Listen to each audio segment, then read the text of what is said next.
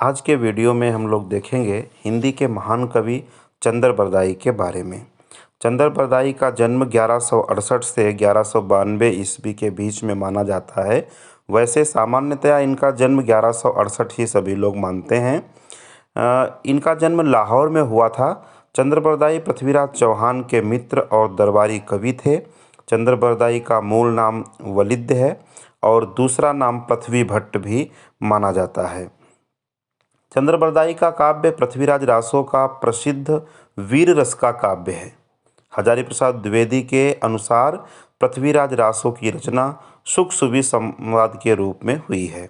ये प्रश्न कई बार पूछा जाता है कि सुख सुखी संवाद के रूप में किस रासो काव्य की रचना हुई है, तो उसका उत्तर होगा पृथ्वीराज रासो। आगे देखते हैं। आचार्य शुक्ल ने चंद्र बरदाई को हिंदी का प्रथम महाकवि माना है और इनके काव्य पृथ्वीराज रासो को हिंदी का प्रथम महाकाव्य माना है। पृथ्वीराज रासो में कुल 69 समयों अर्थात जो सर्ग कहे जाते हैं वो यहाँ पर समय कहे गए हैं। 69 समयों और 68 छंदों का प्रयोग इसमें हुआ है।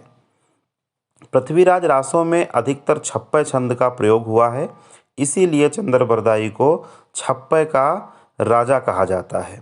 डॉक्टर नगेंद्र ने पृथ्वीराज रासो को घटनाकोश कहकर पुकारा है।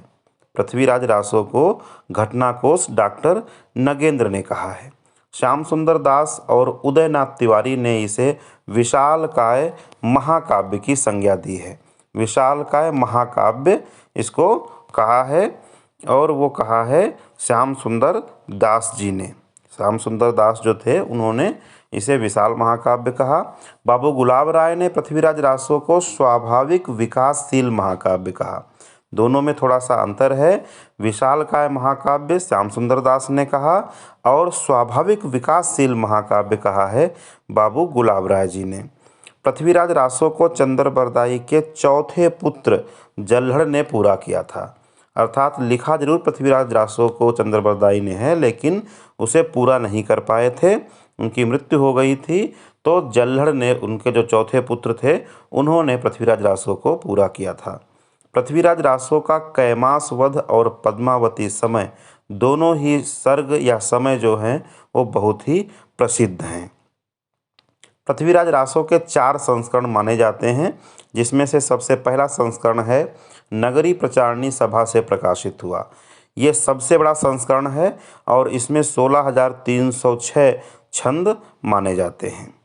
द्वितीय संस्करण जो अभी तक अप्रकाशित है, इसमें 7,000 छंद माने जाते हैं। तीसरे संस्करण में 3,500 3,500 छंद माने जाते हैं, ये भी अप्रकाशित है। और चौथा संस्करण जो है सबसे छोटा संस्करण है, जिसमें 1,300 छंद माने जाते हैं और ये भी अभी तक अप्रमाणित है। पृथ्वीराज रासो की प्रामाणिकता के संबंध में विद्वानों के अलग अलग मत हैं। इनमें 3 वर्ग बने हैं।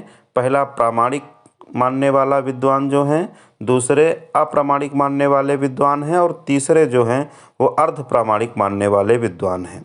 तो पहले प्रामाणिक मानने वाले विद्वान हैं जेम्स टॉड, मिश्र बंधु, मोतीलाल मेनारिया, श्याम सुंदर दास, मोहनलाल चंद्रबली पांडे, विष्णुलाल पंड्या आदि। और नंबर 2 पर अप्रामाणिक मानने वाले विद्वान हैं डॉक्टर बुलर, रामचंद्र शुक्ल, राम कुमार वर्मा, श्यामल दास, गौरी शंकर, हीराचंद ओझा, देवी प्रसाद आदि विद्वानों ने इसे अप्रामाणिक माना है।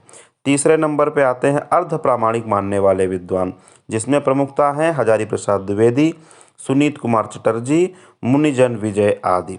इन लोगों ने इसको अर्ध प्रामाणिक माना है।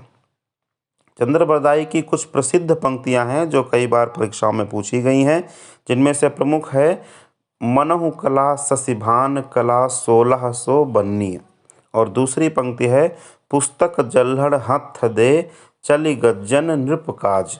ये दोनों पंक्तियां बहुत ही इम्पॉर्टेंट हैं जो आती हैं एग्ज़ाम में, कई बार पूछी गई हैं। तो इस वीडियो में हम लोगों ने जो भी देखा लगभग सब कुछ कवर किया गया है चंद्र बरदाई के बारे में। धन्यवाद।